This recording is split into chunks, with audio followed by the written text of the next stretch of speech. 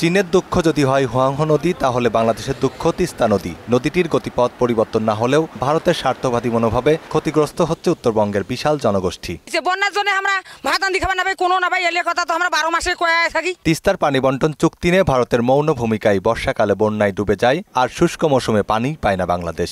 এমন দুর্ভাগ্য নিয়েই বসবাস তিস্তা অববাহিকার মানুষের। যখন খরা মৌসুমে আমাদের রবি শস্য আমরা আবাদ করব, আমাদের কৃষকরা এই পর্যাপ্ত পানি পাচ্ছে না, কিন্তু এই বর্ষার সময় যে পানিটা দিচ্ছে এই পানিটা তো আমাদের কোনো কাজে আসতেছে না। খাওয়া দাওয়ার খুব কষ্ট চলতেছে, বাড়ির মধ্যে রান্না বান্না করার কোনো উপায় নেই। 2011 সালে তিস্তার পানি বন্টন আলোর মুখ দেখলেও যুগ পেরোলেও পশ্চিমবঙ্গের মুখ্যমন্ত্রী মমতা বন্দ্যোপাধ্যায়ের বিরোধিতায় তা বাস্তবায়ন হয়নি। এর মাঝে প্রধানমন্ত্রী শেখ হাসিনা একাধিকবার ভারত সফরে গেলেও তা রয়ে গেছে আলোচনার স্তরেই।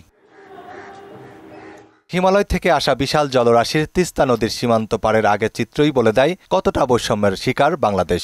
ভারতের গজলডোবা বাঁধ এবং সেখান থেকে কৃত্রিম চ্যানেলে পানি প্রত্যাহারের কারণে তিস্তা মরা নদীতে পরিণত হয়, যা আন্তর্জাতিক নদী আইনের সুস্পষ্ট লঙ্ঘন। একটা আন্তর্জাতিক নদী হিসাবে আমাদের উভয়ের এখানে একটা সমঝোতায় আসা অত্যন্ত প্রয়োজন। এমন পরিস্থিতিতে তিস্তা নদীর সংরক্ষণ ও ব্যবস্থাপনার মহাপরিকল্পনার প্রস্তাব দেয় চীন। চীনের আগ্রহে নতুন করে নড়ে চড়ে বসেছে ভারত।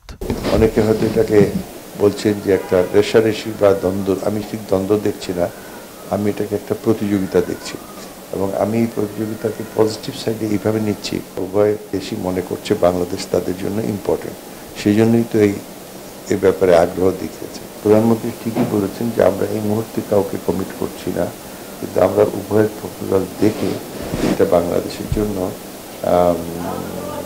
সবথেকে ভালো যেটা হবে সেটা আমরা গ্রহণ করব। তবে পানি বিশেষজ্ঞ আহমেদুল হাসান বলছেন, ভৌগোলিক অবস্থানগত কারণেই ভারতকে বাদ দিয়ে তিস্তা প্রকল্প বাস্তবায়নের সুযোগ নেই। তাই দ্বিপক্ষীয় নয়, তিস্তা প্রকল্পে বহুপক্ষের অংশীদারিত্ব চান ইশফাক ইলাহি চৌধুরী। একটা ম্যাসিভ প্রজেক্ট হবে, একটা অনেক বড় প্রজেক্ট হবে।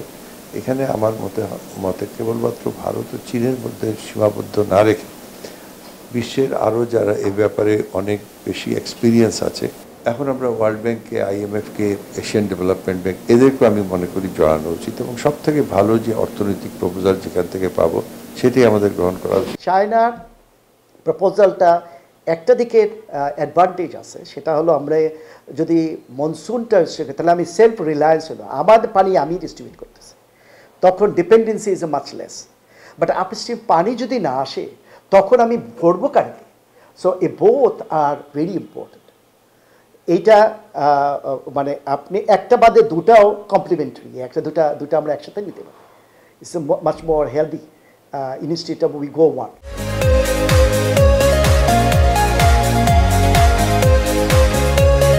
নিজেদের ন্যায্যতা রক্ষা করে আলোচনা শুধু পানি কেন্দ্রিক নয়, সামগ্রিক বিষয় নিয়েই দেন দরবার করার তাগিদ দিলেন doctor Ahmedul. Win win situation, তার জন্য উইন কি, আমার জন্য উইন কি, এই situation both party can agreed upon the distribution of water, that will be more sustainable. শুধুমাত্র ওয়াটার না, আমাদের সব কিছু মিলেই আমরা কি চাচ্ছি, ওরা আমাদের কাছে কী চায়, ওদের কি উপকার হতে পারে, আমরা কীভাবে বেনিফিটেড হতে পারি, টোটাল ফিগারের সাথে আমাদের চিঠিটা হওয়া উচিত। মনিরুল ইসলাম, মোহনা সংবাদ, ঢাকা।